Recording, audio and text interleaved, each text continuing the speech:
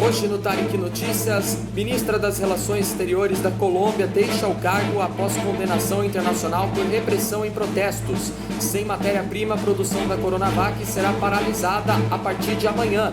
Nicolás Maduro se diz disposto a conversar com Juan Guaidó com mediação internacional. Vacinação contra a Covid-19 no Jockey Club na zona sul do Rio de Janeiro tem confusão envolvendo o promotor.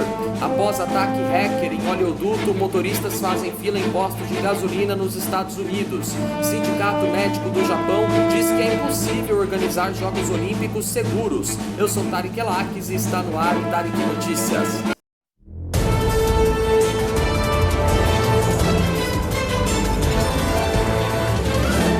A ministra das Relações Exteriores da Colômbia, Claudia Blum, pediu demissão na última terça-feira, a sua renúncia após o governo de seu país ser criticado pela repressão aos protestos que há 2 semanas pressionam o presidente da Colômbia, Iván Duque.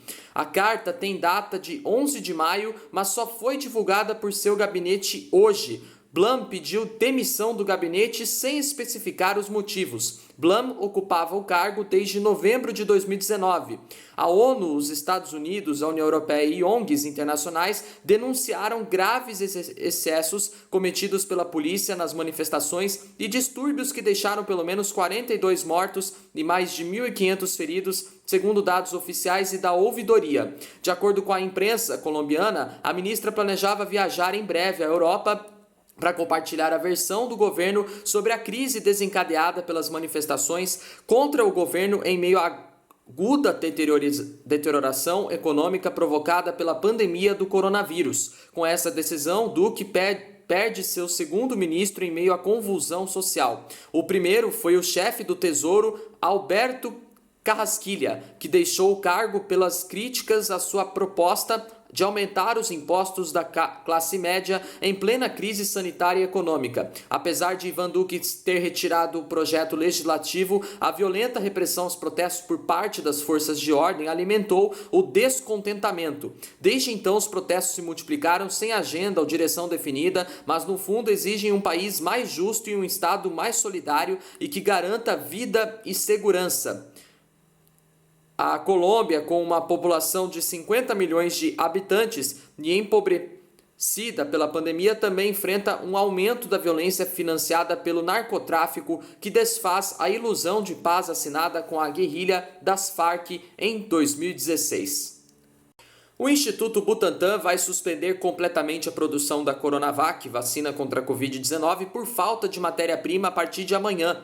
O Instituto aguarda a liberação pelo governo chinês de um lote com 10 mil litros de insumo farmacêutico ativo para retomar a produção. No final de abril, o Instituto já havia suspendido o envase do imunizante na fábrica no Brasil, mas os setores de rotulagem e controle de qualidade ainda funcionavam para entregar as doses para o Ministério da Saúde. Com a entrega estimada para esta sexta-feira, de mais de 1.100.000 doses da Coronavac para o governo federal, não há mais material para processamento em nenhuma etapa de produção. De acordo com o Instituto Butantan, até a chegada de novos lotes do IFA, os setores vão assumir a produção da vacina da gripe. O Instituto Butantan aguardava a liberação de ao menos 3 mil litros de IFA até neste sábado. No entanto, o diretor do Instituto Butantan, Dimas Covas, afirmou ontem que não há mais previsão de quando a matéria-prima deve chegar. O governo de São Paulo tem participado de reuniões com o embaixador do Brasil na China para tentar viabilizar a autorização para a exportação dos insumos da vacina. De acordo com o governador de São Paulo, João Dória, com os 10 mil litros de IFA prontos no laboratório da Sinovac na China para serem enviados ao Brasil, o Instituto poderá produzir aproximadamente 18 milhões de doses da Coronavac. João Dória atribui os entraves na importação às constantes declarações contra a China feitas pelo presidente Jair Bolsonaro. A China é fornecedora de matéria-prima para a produção tanto da Coronavac do Instituto Butantan como da vacina de Oxford produzida pela Fiocruz no Rio de Janeiro. A Coronavac corresponde a aproximadamente 75% das vacinas contra a Covid-19 aplicadas no Programa Nacional de Imunização. No estado de São Paulo, ao menos 65 cidades já interromperam a aplicação da segunda dose por falta da Coronavac. O Instituto Butantan cumpriu ontem a entrega de todas as 46 milhões de doses da Coronavac previstas no primeiro contrato firmado com o Ministério da Saúde para o PNI. Inicialmente, o montante total estava previsto para o final de abril, mas houve atraso por conta da falta de matéria-prima. A nova remessa de 1.100.000 doses de amanhã, já referente ao segundo contrato de 54 milhões de doses que devem ser entregues até setembro. Na última segunda-feira, Dimas Covas disse que o Programa Nacional poderá ser afetado a partir de junho, caso o Instituto não receba um novo lote. O presidente da Venezuela, Nicolás Maduro, disse ontem que está pronto para conversar com mediação internacional com o líder oposicionista Juan Guaidó, que propôs uma negociação para pedir eleições livres em troca da suspensão progressiva das sanções contra o país. Juan Guaidó, reconhecido em janeiro de 2019 como presidente interino da Venezuela pelos Estados Unidos e 50 países, mas sem ter conseguido tirar Nicolás Maduro do poder, propôs na última terça-feira a negociação após meses de recusa e o estabelecimento de um cronograma que inclui eleições presidenciais com possibilidade de revisão das sanções. A Noruega mediou negociações fracassadas entre os delegados de Nicolás Maduro e Juan Guaidó em 2019, congeladas quando os Estados Unidos intensificaram suas sanções financeiras contra a Venezuela. Por sua vez, o Grupo Internacional de Contato, órgão criado para buscar alternativas à crise venezuelana e formado por vários países da América e da Europa, tem defendido sem sucesso novas abordagens. Na última terça-feira, depois da proposta de Juan Guaidó, Nicolás Maduro reagiu convidando o opositor a participar dos diálogos iniciados com outros setores da oposição após o fracasso das negociações realizadas a pedido do governo norueguês. A Venezuela marcou eleições para governadores e prefeitos para esse ano, com data para ser definida depois que Juan Guaidó liderou um boicote aos principais partidos políticos da oposição contra as eleições presidenciais de 2018 e parlamentares de 2020, denunciando-as como fraudulentas. Nicolás Maduro descartou categoricamente, em várias ocasiões, a possibilidade de repetir as eleições presidenciais. A imunização contra a Covid-19 no posto de vacinação instalado no Jockey Club, no bairro da Gavéia, na zona sul do Rio de Janeiro, chegou a ser suspensa ontem depois de uma confusão envolvendo o promotor de justiça André Guilherme Tavares de Freitas. Ele teria tentado se vacinar alegando ser pai de autista. O promotor citou uma lei estadual que permite a vacinação de responsáveis e cuidadores de autistas, mas as enfermeiras não aplicaram a vacina alegando que o município segue calendário próprio. A polícia militar foi chamada e os envolvidos foram levados para a 15ª delegacia. Hoje o promotor disse para nós que em momento algum usou do cargo para furar a fila.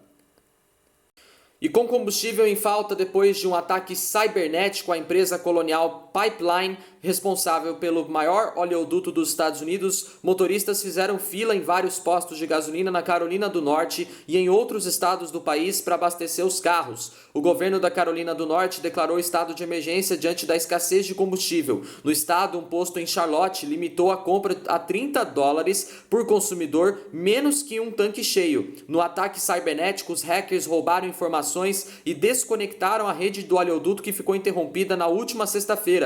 O serviço ainda está sendo reestabelecido. O oleoduto afetado tem quase 9.000 quilômetros e passa por 10 estados. Ele vai do Texas até a costa leste americana, onde abastece quase metade de toda a demanda de gasolina, óleo diesel e querosene de avião. Segundo as investigações do governo americano, a invasão foi realizada por hackers de dentro da Rússia. O presidente dos Estados Unidos, Joe Biden, afirmou que não há evidências de participação do governo russo, mas o ataque cibernético deixou clara a vulnerabilidade de serviços de infraestrutura de energia do país. O diretor em exercício do Departamento de Segurança Interna, Brandon Walls, foi ouvido no Senado. Ele alertou para o aumento dos ataques cibernéticos e disse que os Estados Unidos precisam de investimentos para modernizar os sistemas de segurança. O preço da gasolina chegou a subir cerca de 2% na Carolina do Sul. A empresa responsável pelo oleoduto espera normalizar o abastecimento até o fim desta semana.